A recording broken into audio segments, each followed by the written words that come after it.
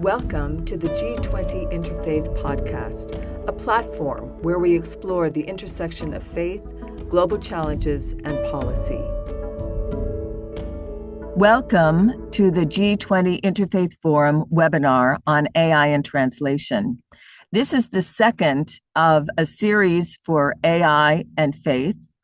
If you didn't have the opportunity, last week we had a specific kind of kickoff webinar on AI and faith where we had speakers from different religions, specifically Jewish, Buddhist, and Christian. If you didn't have an opportunity to see that webinar, we would invite you to go to our YouTube channel, IF20 YouTube channel, and be able to watch that as well. Today, we are so excited to have three speakers specifically talking about AI and translation. Oftentimes, we talk about the negatives about AI, but today we're talking about something that is good, AI for good, AI for wonderful. AI is transforming translation by making it faster, cheaper, and more accessible for more languages. These systems can bridge cultural and linguistic gaps, helping people learn, collaborate, and share ideas across borders. We're so excited to have a group of people who are dealing in computational linguistics right now, cutting edge, who are focusing on low resource languages. They'll explain more about what that means, but they're languages that are not usually translated, that don't have all the amazing content that we're also used to having. Our three speakers are first Steve Richardson. And yes, we do have the same last name, and we're also related. He is my husband, so I'm so glad that he's here on this webinar. He is a computational linguist. He is also a professor of computer science at Brigham University. But before that, he also worked at IBM Research and Microsoft Research. Then we have Charles Cranney, who is the Senior Manager of Digital Media at BYU and Brand Creative. He's also over the BYU Speeches Translation Initiative, which I'm really excited to hear more about. And finally, we have Ammon Shurtz, who is a PhD student specifically researching AI and translation. He is also the lead research assistant for the Matrix Lab, and I'm going to let him explain what that acronym stands for. So we are so excited to have all three of you here today, and we will start with Steve explaining a little bit about himself, but also about the work that he does. Thank you, Marianna. It's great to be here, and I'm excited for this webinar. As Marianna mentioned, I've done quite a few things regarding translation over my professional life, starting 50 years ago when I first started working on what we called then machine translation. Today we refer to AI translation, but machine translation, or MT for short, was something that people were working on back in the 50s. And then in the 60s, I became involved in the late 70s, and then worked at IBM in this area, worked at Microsoft Research in this area. I actually participated in sort of a production environment at the Church of Jesus Christ of Latter-day Saints for 10 years using the technology, and now I'm teaching at Brigham University and leading the Matrix Lab, which Ammon will explain to you in a moment. The question of this webinar really is, how do we use AI for good? And as Marianna just explained, we're talking about how AI is being used to do translation. And in fact, what people often don't know is that the same technology that is being used in the large language models, what we call large language models, or AIs like ChatGPT or Claude or Gemini, the technology used in those systems was first developed in the context of doing translation. back about 12 years ago. And then in 2016, it became widely used in Google Translate, Microsoft Translator. By the way, I was involved in the creation of the latter. Um, and then people started using it, people started scaling it.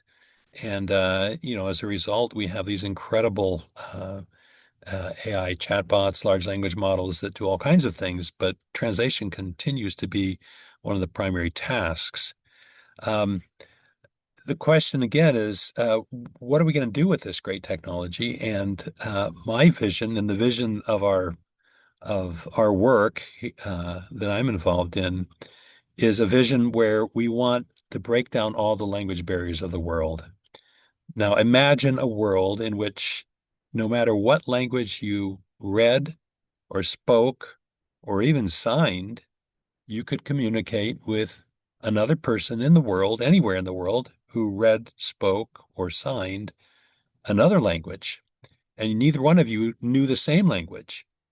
So if I'm sitting in South Africa and I speak Zulu, I can speak in Zulu, and somebody in the United States can see a sign language representation of what I'm saying in ASL, American Sign Language, or perhaps somebody in China can hear what I'm saying in Mandarin Chinese.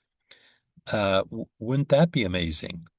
And so this is the kind of vision that we have, and not only among, as Marianna said, not only among the major languages of the world, of which there are maybe a few dozen, but also among the other 7,000 languages in the world. And I will offer right now that our current AI models, and I call them models, just think of the AI systems that you use, are able to deal well with maybe the first first dozen languages or so, or maybe 2 dozen. And then they deal okay with another few dozen languages. But once you get out past 50 or 60 or 70 languages, um, the quality drops off significantly. And whereas people have claimed that they can do, where these models can handle these languages, uh, they can in some rudimentary way, but not in any kind of practical production sort of way. And so, again, there are over 7,000 languages in the world. So we have about 6,900 languages to go to make it truly production level. But the other interesting thing is that half of those are not even written. So we need to deal with speech. And then there are scores and scores and scores of sign languages, hundreds of sign languages. Each country has its own sign language. And by the way, they're not related to the other spoken languages like you would think. For example, British Sign Language and American Sign Language, people who sign those two languages can't even understand each other. So we've got some really interesting problems to deal with to break down the language barriers of the world. And once we do, what can we do with that? Well, we can provide humanitarian services across the world. We can respond to national emergencies, to natural disasters, medical services for underserved communities, online job opportunities. All sorts of good things can come of that. Of course, a lot of bad things can come of that, but today we're talking about AI for good, so we're going to stay on the good part.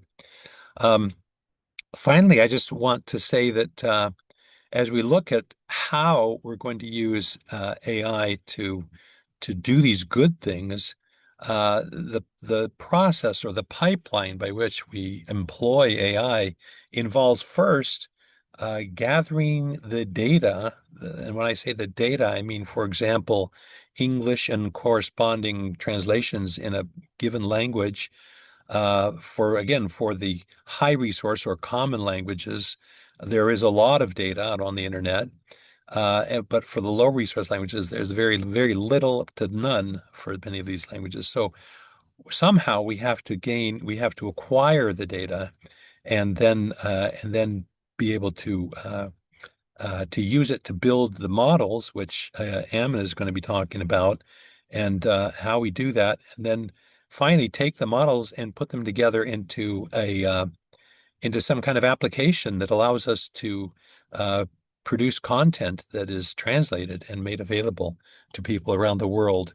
And again, this is something that Charles will be talking about. How am I doing on time there? I think I want to show you just one quick demonstration of something that we've been working on that sort of puts this into context.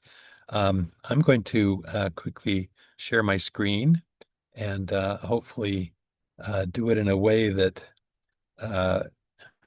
you'll be able to see what I'm talking about. So this is our lab's website, and you can see it says it's a speech translation demo. So if we have already acquired data from speakers of, say, an African language like Osa, sorry if I don't say that quite correctly, it has a click in the front of it, and I want to speak in that, I want to speak in English and I want to translate into that language. I first have to recognize the English, which is something that is really common these days, transcribe it, and then translate the text into Osa, and then have another AI model speak it. So we're involving three different models here, three different pieces of AI translation, oftentimes combined into one that you would see in the large language models. But I'll just do a simple demonstration here. We want to help break down the barriers of language around the world using AI technology. So if I just spoke that sentence, you see that it translated it, and now it will synthesize that in Sifuna ukunqeda ukutshabalalisa izithintelo zolwimi kwihlabathi jikelele sisebenzisa iteknoloji ye-AI. Now, I don't speak Xhosa, but I've been told that that's reasonable, and we're working on increasing the quality of that system. But this is the kind of thing we're talking about, and we're excited to be involved. I will say one more thing if I have a little bit of time left for me, which is that we have a project whereby it's called PathSay. It uses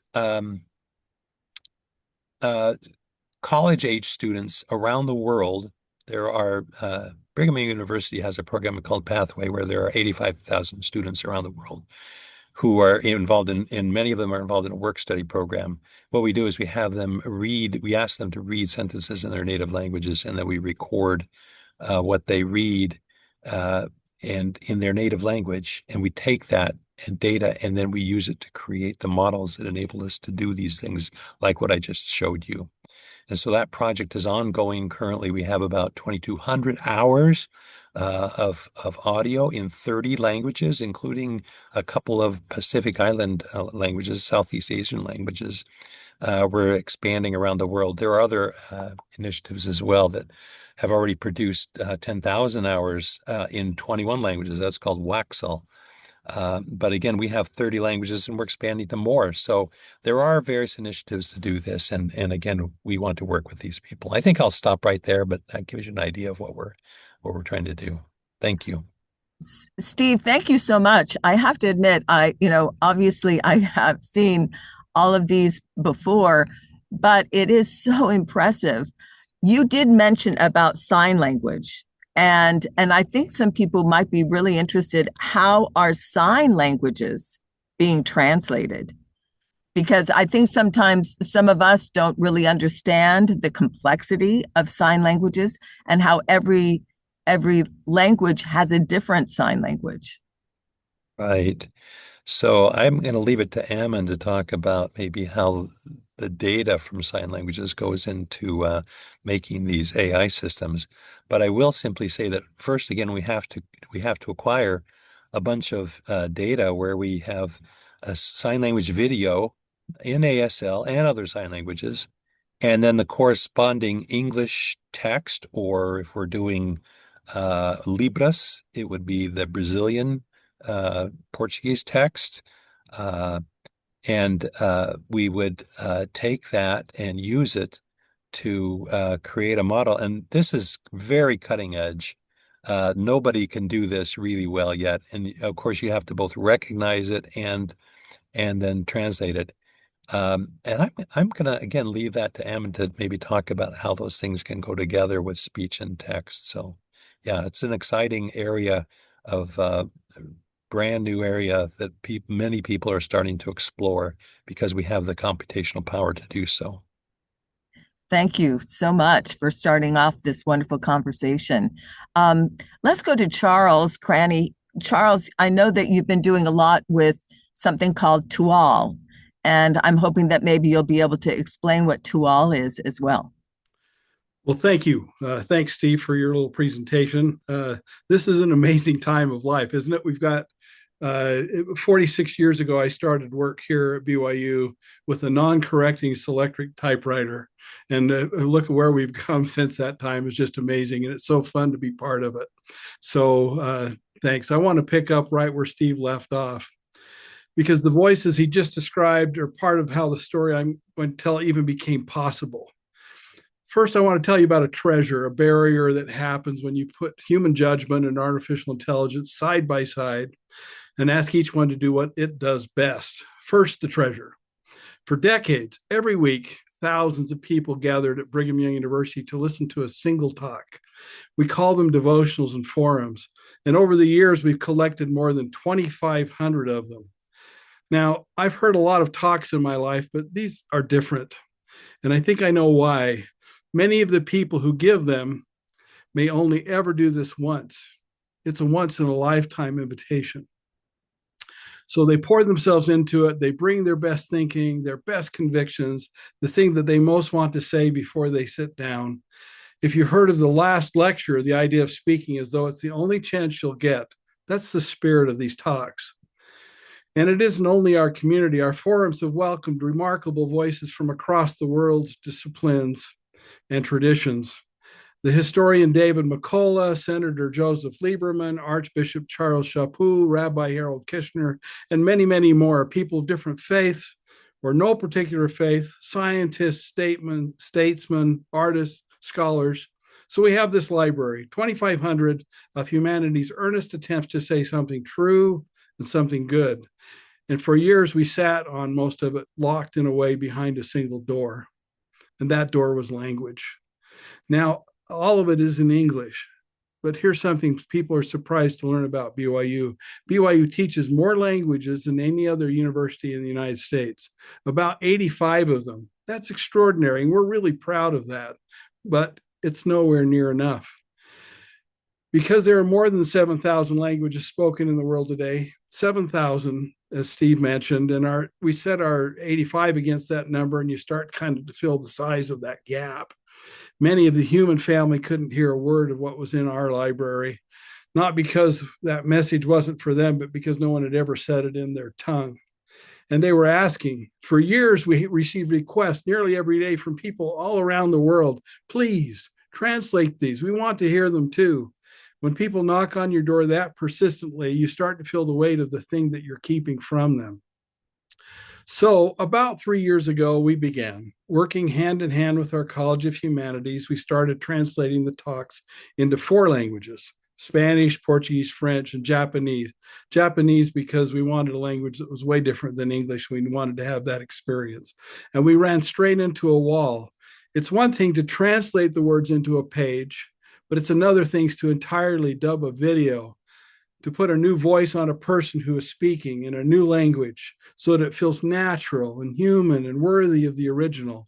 That work was slow. It was painstaking. It was expensive. We could fill the 7,000 languages out there, and here we are laboring over a handful of videos at a time. We needed help. So we decided to build something. We built a program. We call it To All, because that's the point, to all. What To All does in plain terms is this: it reaches out and finds the very best AI voices available around all of the different companies. Voices that sound warm and natural, not robotic, and it places that voice right onto the video speaking the new language in step with the speaker. The thing that used to take us days, it helps us do far faster, and the quality keeps climbing month to month. It's also gotten clever. If we already have a translated script prepared, To All will recognize that script and dub the video to match it in a new voice on the fly. And if there's no translation at all, it can use AI to translate on the fly as well and still produce a dubbed video at the other end. And here's where Steve's works comes back in. Most tools can only reach the popular commercial languages, the ones that companies can make money on. But the world's 7,000 languages aren't like that. Many of them have almost no digital resources at all. They're what people call low resource languages, and they're usually the ones left out. So Steve and his team have been building this AI and human voices precisely for those languages, the overlooked ones. And Tual can reach right into that work and draw it out directly, so we're not limited to the handful of voices the rest of the world bothers to build. We can tap into a growing library made on purpose for the people most often left behind. The very languages everyone else skips are the ones we most want to serve. I want to be careful here because I'm talking to people who care about using these tools well. We didn't build Tual to replace the careful work of translators. We built it to take the most mechanical, grinding part of the work off their shoulders so that the humans can spend their time where their judgment actually matters. And here's where it almost gets hard to believe. We've recently been moving Tual into the cloud, and what that unlocks is a scale that we couldn't have imagined 3 years ago. Before long, we expect to be able to translate into hundreds, maybe even thousands of languages, not one after another, but many at the same time, all at once. Think back to that gap, 85 versus 7,000. For the first time, the gap doesn't feel permanent. It feels like something we could actually begin to close. That's where we're pointed. We wanted to take this treasure, these 2,500 earnest, once-in-a-lifetime talks, and carry them to the whole human family in the language of their own hearts. Now, let me close with just a part I want you to take home because I think it matters for all of us. Whatever tradition we come from, who wants to use these tools for good. In all of this, every step, the human being is still needed. It has never stopped being true. The temptation with the powerful tools to ask, what can this thing replace? Everybody's worried about their jobs right now. We've tried to ask a better question. Where does the human have the advantage and where does the machine have the advantage? And how do I put them together? The machine is tireless, it's fast, it can hold 100 languages at once and never get bored on the 10,000th video. That's a gift and it's a real one, but the machine does not know what is sacred. It doesn't catch the line that would wound someone, or honor a nuance that makes a phrase land in one culture and offend in another, or feel the weight of a speaker's deepest conviction. That is human work. Frankly, that is holy work. So we look for where each one is strong and we combine them, and we try to do it in a way that elevates the human rather than sidelining them. The AI carries a load, the person carries the meaning. That's the story, a treasure too long locked behind one door, a barrier 7,000 languages wide, and a tool built not to push people out of the work, but to lift them up so the work can reach everyone it was always meant for. So that's what we're trying to use, how we're trying to use AI for good. Thanks. Charles, thank you so much for that amazing description, especially, as G20 Interfaith Forum, some of the difficulties that you're talking about in terms of just using translation without putting in the human, without putting in the spiritual, without putting in the soul. I think that was such a powerful statement, and also something that we are very worried about in terms of making sure that spirituality doesn't get taken away because of AI. So I do have a quick question for you. As you were talking about translators, as you deal with translators, I'm sure that they are worried about their jobs, but also how have they found Tual to be a help? Obviously, it makes things easier, but is there a hindrance? Is there, a concern? You talked a little bit about it, but are translators positive about this new tool, or is there a little bit of pushback? Well, I think they're ecstatic about it because it's taking that the bad part of translation, those endless hours of trying to put the correct voice on the video and all that, if you're either an interpreter or a translator, and that type of work can be taken out of their realm so that they can focus to say, oh, what was the author trying to say about this statement, and how is it important, instead of, oh, wow, I've got to do this video now and it's going to take me hours and hours. So I think they've been ecstatic about it. And some of them actually just scream and say, "Whoa!" So they're having a pretty positive effect on it because they know that they're still pretty valuable in the process, but the mechanical and the doldrum stuff is gone. I love the fact that they can deal more with the nuances. And there is such a nuance of language, especially when we talk about spirituality and, and faith-based discussions and talks. So I'm so glad that they're able to spend the time on that part of translation as well. May I interject with one Of thing? Because course, he of said course. how wow it is for these translators. May I just say that maybe 30 years ago, translators hated automatic translation because it was not very good. And they hated using it. They were being forced to use it. There were earlier versions of this technology, right? People were writing rules manually. They were using statistical things. But when neural processing, this is the AI technology of today, came online about 10 years ago and then started to improve. Now we see that it's opened up a whole new era, and now we're getting the kind of response that Charles has talked about. So I want for anybody out there who's listening who thinks, well, translators, a lot of my translators say they don't like using AI translation. It's getting better, and what we're seeing is what Charles has described. I think it's also interesting that you talk about, this same technology that ChatGPT and Claude and all these things are using. It's really been around for over a decade. And so, but it has been used so much in translation. So I guess we can thank translation for all the LLMs that we have today. We're going to now turn the time over to Ammon. Now, Ammon, I'm hoping that you'll be able to let us know what matrix stands for. That's going to be helpful for people because it's kind of a cool acronym. Yeah, so I'm a PhD student and the lead research assistant at the Matrix Lab. The Matrix Lab stands for Machine Translation Research and Interlingual Experimentation. The X in experimentation is the X in matrix there. But Dr. Richardson and I, so Dr. Richardson, Steve here is my advisor, and he started the lab about 3 or 4 years ago now. And I've been working there since it started. And we've been focusing all of our efforts on researching methods for improving AI translations for these under-resourced, underserved languages, as both Steve and Charles have talked about already. I'm very much on the technical side. I work on the specific methods that address specific problems for specific languages. Every language is so different. As we've talked about, sign languages are vastly different from spoken languages. Different spoken languages are very different from each other. You have Romance languages, you have Germanic languages, you have all of the different Asian languages, which have so much diversity. There are so many interesting problems that need to be addressed in order to improve translation technology for any of these languages if we want to be able to address all 7,000 in the world. I've been researching machine translation for 4 years, and I care very deeply about some of the languages that I culturally come from. I grew up in a multilingual household. I am Cambodian, so I speak Khmer.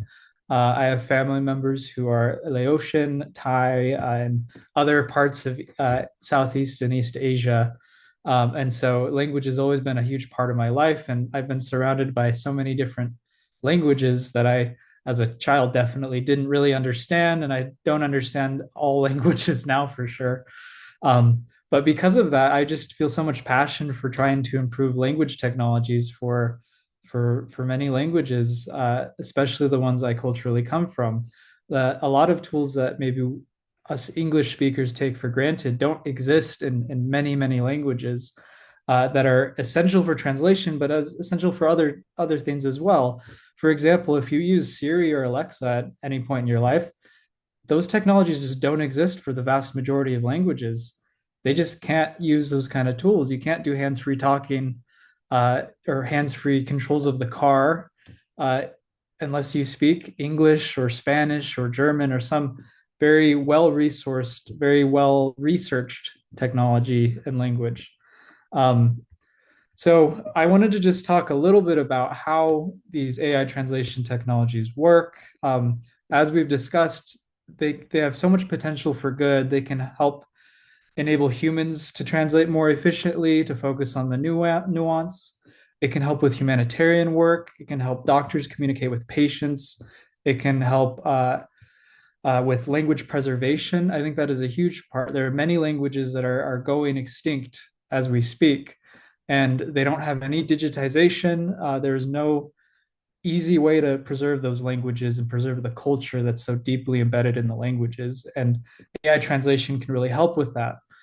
Um, so because of this, I spend a lot of my time and effort researching methods to improve the AI translation process. There are, as I alluded, there are many, many languages that all have different properties, and so all of the methods are different. For example, for sign languages, you can't really use any traditional computational linguistics techniques on sign languages because it is a visual medium. Uh, other languages, you have the advantage of being able to take in the text, the written form of the language, and do processing on that. But with sign language, you need video. And with video, things get really complicated. AI translation technologies are built off of data. You need lots of data, whether it's in the form of many sentences or many audio files or but with sign language, you need lots of video. So there's not really an abundance of signed video compared to the plethora of text on the internet that we can use, texts that are already in books. So with sign languages, you have to kind of treat it a little differently. It's kind of the intersection of a different computer science field called computer vision, in which you're trying to learn from visual cues, and then computational linguistics, which is more the linguistic approach. And so it is a very underdeveloped technology, and the current methods are involved with taking a video and trying to extract just like the skeleton of a person as they're moving, just from their fingertips all the way up to their face, and in order to not worry about the look of the person, but just look up, like see the motion in isolation. So those technologies are currently under development and very premature, but there's a lot of hope in the field, and there's a lot of work to be done for sign languages. With other languages, you can sometimes have a what I would consider a low resource language, as we've talked about, which is related to a higher resource language. For example, you may have some indigenous Mexican languages that share a lot of similarities to Spanish. Just over time, just words will be borrowed from each language, and there'll be kind of a mixture of the two languages. But we don't have much data in the low resource indigenous language. What we can do is take the higher resource Spanish and try to take some of the knowledge that we learn with these AI translation models and transfer it over into the indigenous language. And these techniques have proven to be really effective for helping improve the translation for those indigenous languages. Another thing we can do is we can have AI translation models that have many languages. You can throw 200 languages into one model, which is very difficult from a technological standpoint. But if you can do that, all of the knowledge between these languages can kind of be shared, which can help improve those smaller languages within the model. All the research we do at the Matrix Lab is focused on helping individual specific languages and trying to really help improve human communication for these languages that big tech corporations or other universities may not care as much about. And so we're really proud of the work we do here. Thank you so much. I do have a question for you, though. As you talk about these new technologies, one of the things, I'm also a lawyer and have a background in a bunch of different things, academic research and others. And there's a real concern about hallucinations. Now, as you talk about translation, is there any concern about AI translation and hallucinations? Because I can see how that could be very problematic. It is a huge problem still. But there is a very active area of research in the field of AI translation that is directly addressing this. We call it automatic quality estimation, in which you've created a translation out of an AI model, and now you want to know what are the chances that it's bad or what are the chances it's good. And we have separate models that are there to simply read in the input, the source, let's say English, look at the translation maybe in Spanish, and it tries to predict a score or a confidence. And you can use that as kind of a proxy for determining how trustworthy the translation is. There's also a lot of research being done for models to actually just say how confident they are. Then you would get what I would consider a more honest model. And if we can have more transparent and honest models, it kind of solves the problem a little bit. It doesn't fix the hallucination problem, but at least it lets us know when it happens. And that is, I think, just as important as, I guess it's the first start to solving the hallucination problem. And I'm really excited for all the research going on there. I'm a part of a few organizations that directly focus on this quality estimation and confidence side of the research. No, that's wonderful. We are now going, since you've all kind of given us the foundation of our discussion, I'm really excited about this last half of our discussion. We're going to start this Q&A time. I have a whole bunch of questions I'm excited to ask you, but I'm also really putting it in there for our listeners. Please put in a question in the Q&A box, and we will definitely also have you be a part of this discussion. So I want to start with, so realize I will kind of point questions to one of the three of you, but please don't feel like it just can be answered by that one person. So we really want to open this up to more of a conversation. Charles, I wanted to start with you. I know that all three of you are involved with Tual, but I do want to ask you, what applications will Tual have in the future? I mean, right now you're talking about the BYU speeches, but what other applications will Tual have? Meaning what other groups are interested in it, or? Well, and also, what do you see as the future of Tual? Yeah. Well, basically, the name of the product, Tual, we want to make sure that it's being used by those who are trying to do good things and not bad things in the world that are true. So we just had a transfer technology to a specific company that's using it for enterprise software, so that we're still working with them directly and getting that done so that people who want to use the technology outside of BYU could do that. Our own church is on a pilot program for it. We have others around that are interested in it that we're showing it to. So the hope is that anything that's virtuous or lovely or a good report or praiseworthy is something that can be translated into another place. So it's involving, we're always refining it. The translation tools, that it used to be that we had to go from a computer assisted translation tool, they call it a CAT tool, to over to Tual and all that. We're trying to integrate all of that. The other thing is it, as Ammon was saying, it keeps learning. And so we have what we call these translation memories that we have high confidence in, especially when humans have been involved in it. And so we actually have millions of those that we're trying to incorporate right into Tual, so that that it basically is mirroring more what humans think than just what AI is trying to do.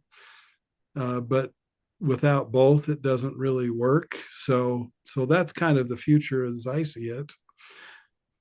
Oh, that's wonderful. I know the Church of Jesus Christ of Latter-day Saints, of course, is number one in terms of translation. I mean, they do so much with their general conferences and other things, but other religions too will be very interested in this technology, as they are also international and trying to get the word out to all the world.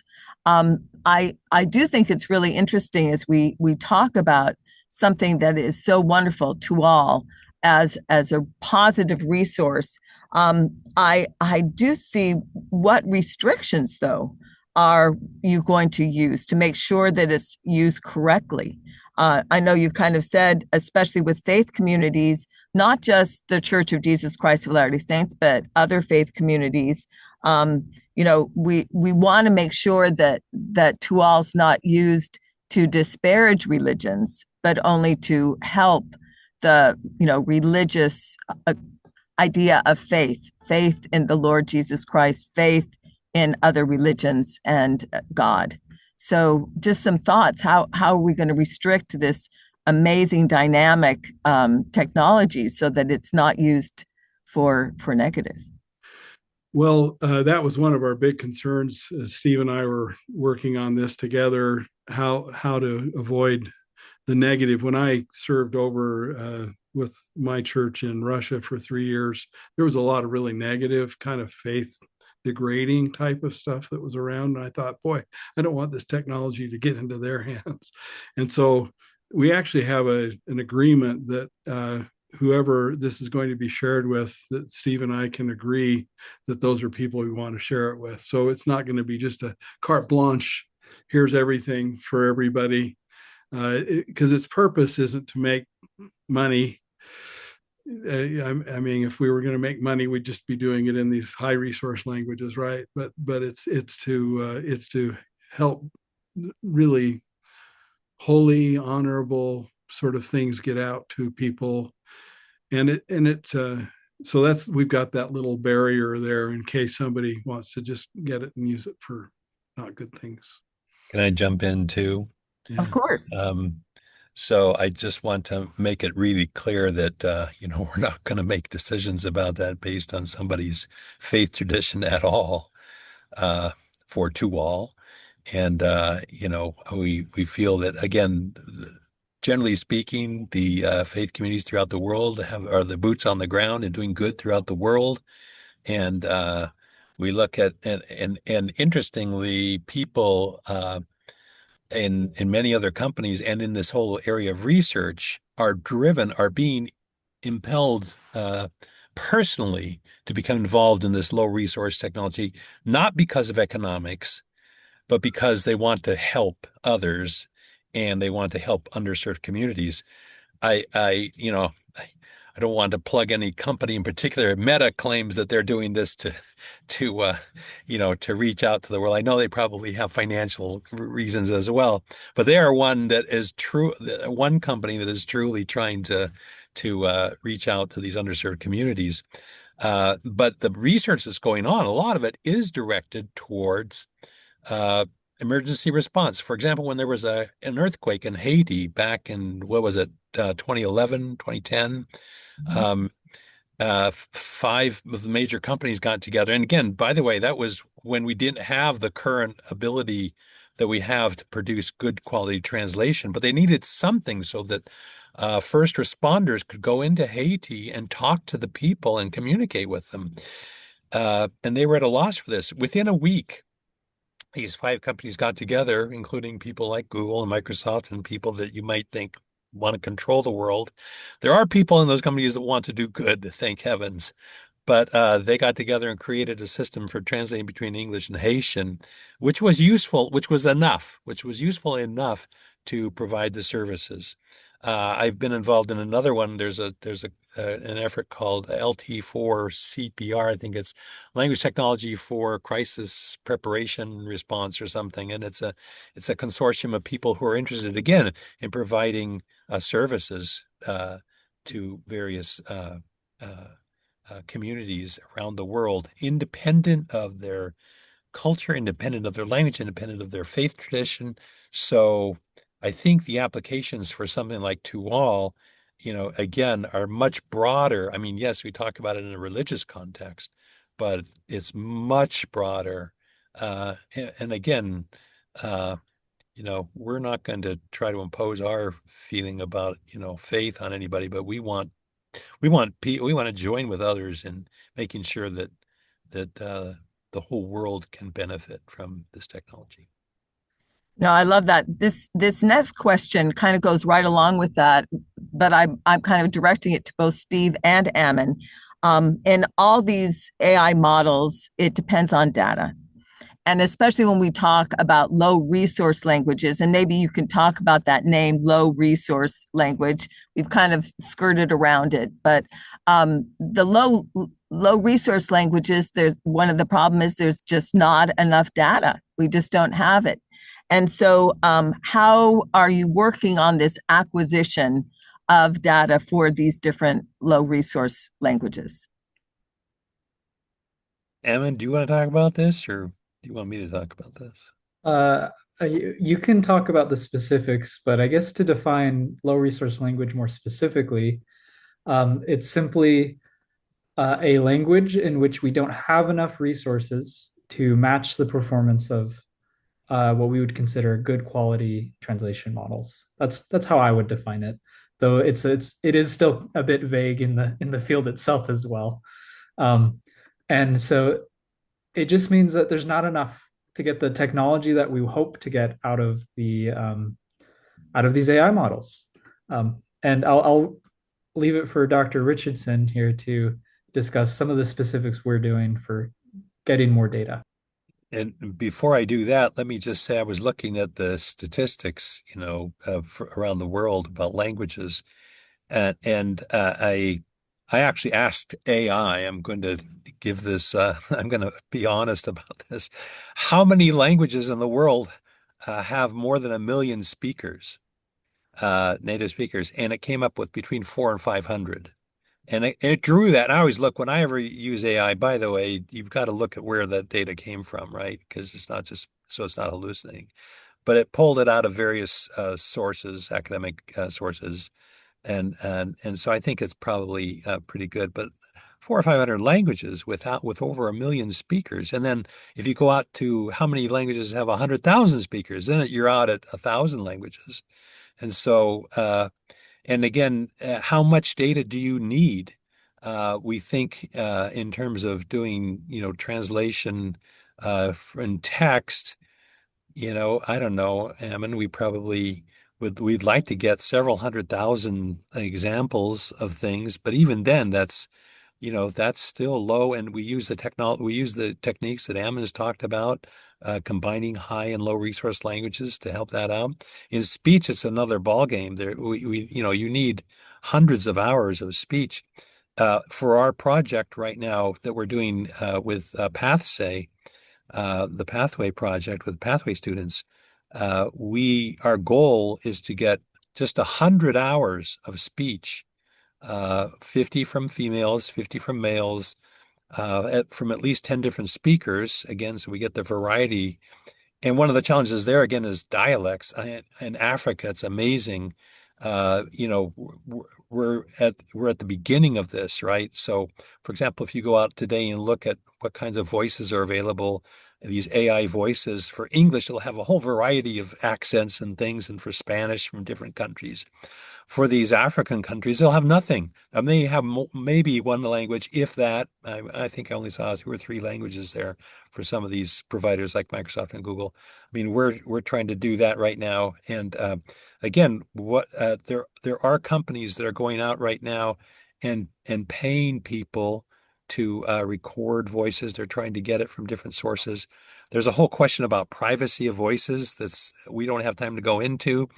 People have to be either willing to volunteer their voices if they want to help their communities, or they need to be there needs to be remuneration. There's a bunch of questions about that, but I'll leave it there. I think we're probably running out of time here. I don't know. So, Ammon, I do have a question for you. I mean, you're probably the newest, most cutting edge, with your research, and I understand PhD, doing all the research that you're doing. As we're talking about this, what do you see as kind of AI in business, in common practice? How do you see the future of AI? In translation, but also in these other areas too. I mean, do you see this as good? I mean, how can we make IA good? That's my question. Yeah, I think right now there's an overabundance of usage in which maybe many businesses and universities and other institutions are maybe using it a little too much, in my opinion, especially with the hallucination problems, as we've mentioned many times here. I think it's just another one of those tools like the internet in which it'll change and morph into something that many people will find so many good ways to use it that we just can't even comprehend right now. And it'll just be another thing that we have access to that can enable things like this webinar is enabled by the internet. Who knows what's going to be enabled by AI? And I try to think positively about the future, and that there will be enough good people in this world that will really push good uses of these tools, which are very powerful, but they're still so premature in their development. I think every year there are tens of thousands of publications and papers that are literally only dedicated to the area of research of AI. And then there's tens of thousands that are that are a subset of that are just for AI for translation. So there's so many people working on it, and I really don't know what it'll look like, but I'm guessing that it'll be in a place to do a lot of good. No, that's wonderful. You know, I did want to just also kind of put out here, just you know, as we look to the future. I mean, that's kind of where I want to end, looking to the future. What kinds of new technological advances do you see in this area, or what do you, if you had your wish list, what would be some of the wishes that you have that AI will be able to do in the future? And I'll just let anybody jump in that wants to. Charles. So AI in the future, I think like Ammon said, it's a little hard to predict. The one thing is we know it's moving really rapidly. Back in when I first started in the publishing world back in 1980, we had a $500,000 machine down the hallway that would print out type according to the specification of the graphic designer. We'd wax it and put it on the artboard, and that's how we created a magazine. Then we take a picture of it, and anyway, it was just, you know, and then the color separations was hyper expensive and all that. We watched that move to the next level when we got to things like InDesign or Quark and that sort of stuff, and it keeps going up. And so I think that what I finally figured out as all this works is that the technology migrates to the creator. And so all of these tools are helping the creator. They're taking away the intermediate steps, the costly things. If you wanted to do a film, you know, back in the 70s or the 80s or even the 90s, it was really you had to have a $4 million operation at minimum with these, you know, things. And now you've got your iPhones and everything else. And so all of a sudden, the people who are the creators are the ones that can take these tools without regards to cost or minimal cost, so that they can create these things. So part of the thing I think to keep in mind is the technology migrates to the creator. So how is the creator going to benefit from this? Now, I love that comment, because I do think too often we kind of disparage AI as being something that stops creation. But your comment means that creators even just have more to create with, and that as humans, we can see that as a positive way to view AI. So thank you for that. Any other thoughts on the future? I have a thought, a wish that I hope the people in this podcast or webinar will participate in. And that is, we've said over and over that AI simply learns from the data that's put into it. And there have been studies, and again, I've been involved in some of the IF20 meetings with you, Marianna, of course, and heard about some of the studies about religious biases that exist in the data, and from different systems. There's an effort to develop benchmarks to determine if there are biases, if the IA models that are out there are being accurate in terms of how they portray different religions. Interestingly, I think those are only done in English. You can correct me if I'm wrong on that, but whether if a model can uh, if a model has a bias, if it does not have a bias in English, you might ask the question, well, does it have a bias in some other language, right? Which it could easily do or easily hallucinate. These other languages are just not supported. And so that comes to my wish list item, which is as faith communities, we need to think about, can we provide the data, can whatever translation might be being done by your faith community, can you make it available to people? And again, there are legal questions, there are other questions that need to be addressed. We're doing that right now with the data that we have from our church, moving forward on an effort to publish the data that we have in translations in about 100 languages, with the idea of influencing whoever uses that to characterize our beliefs in an accurate way. I would invite others who are there, whether you be Catholics or evangelicals or Jewish or Muslim or Hindu or Buddhist, whoever, uh, to think about, can you participate in giving data to or making it available for research and other organizations? And maybe we need to have some kind of a consortium of, maybe we can do this through IF20, a data consortium where we can get uh, the data that would fairly represent our various faith communities, and then in a controlled way make it available to make sure that AI models of the future do not exhibit biases, no matter what language is being used. So that's my wish. Oh, thank you for saying that, because we do have a webinar coming up on AI and benchmarks, which is exactly what you're talking about in terms of different religions coming together and doing some benchmarks with AI to make sure that the proper information comes out about different religions, and that it also kind of stops some of these biases problems that we're discussing. Ammon, I'm going to let you take it home for us. What is some of your wish lists as you look at AI and the future? A big one for me is privacy. The current way AI technologies work is everything needs to be run on these big data centers, which is very costly. It's and they save all that information that you give it. And I think what would be ideal is if we can run all of our AI models on our phones, in which it doesn't go to anyone else. It's either stays there or just immediately is removed. And I think the technology is moving in that direction, but we're not there yet to get highly capable on device, very private and secure AI models. And I'm excited for that to happen. Thank you so much.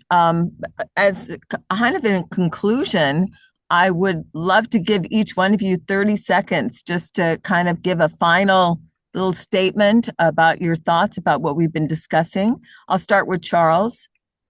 So we're just excited to take everything to all the world, all of those beautiful, wonderful things. It's moving so rapidly that you have to kind of stay on top of it. You have to create a community of people, programmers, translators, and everything else to kind of keep watching it and watching it grow, so that you can help nudge it a direction here or a direction there. But ultimately, we want all this lovely to go to the whole world in all of these different languages. Wonderful. Ammon. Yeah, I'm just excited for the future of AI translation research. I feel like it's so grounded in humanity, and that's what I really love about the field. Thank you so much. And Steve, do you want to conclude? Okay. I'll conclude where I began, actually, with the vision. And can you imagine a world in which doesn't matter what language we speak, read, or sign, we can communicate with anybody else who speaks, reads, or signs another language. We want to do that. It's not going to happen unless we work together. It's not going to happen unless we're respectful of each other, especially with regard to questions of faith. It's not going to happen if we don't acknowledge the needs and the important cultural aspects in different countries and with different languages. All this needs to come together for that to happen in the right way. We're taking baby steps right now, but I look forward to a world in which we can make that happen and maybe check AI from doing the bad things and focusing on doing good with it in this way. I just want to thank all three of you, Steve, Ammon, Charles. Thank you for the work that you're doing for AI and good and AI and translation.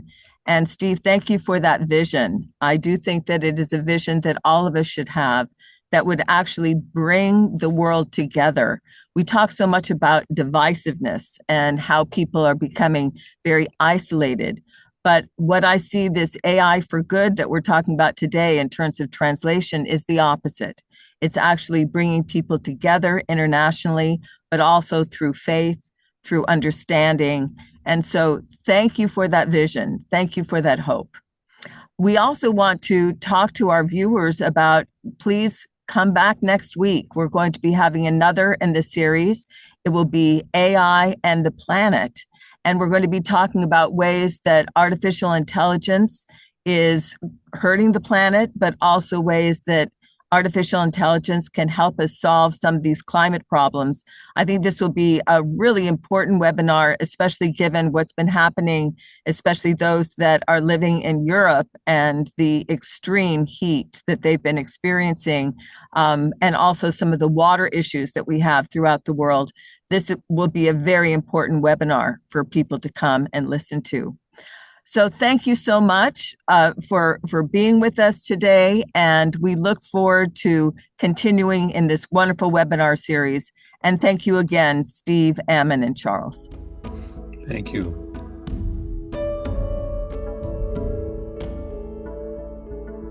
The podcast provides information and discussions on the G20 Interfaith Forum, but the views expressed are those of the individuals involved and not necessarily the official stance of the forum. The content is for general informational purposes only and should not be considered professional advice or expert recommendations. Listeners should exercise personal responsibility, seek professional guidance, and conduct further research when making decisions based on the podcast.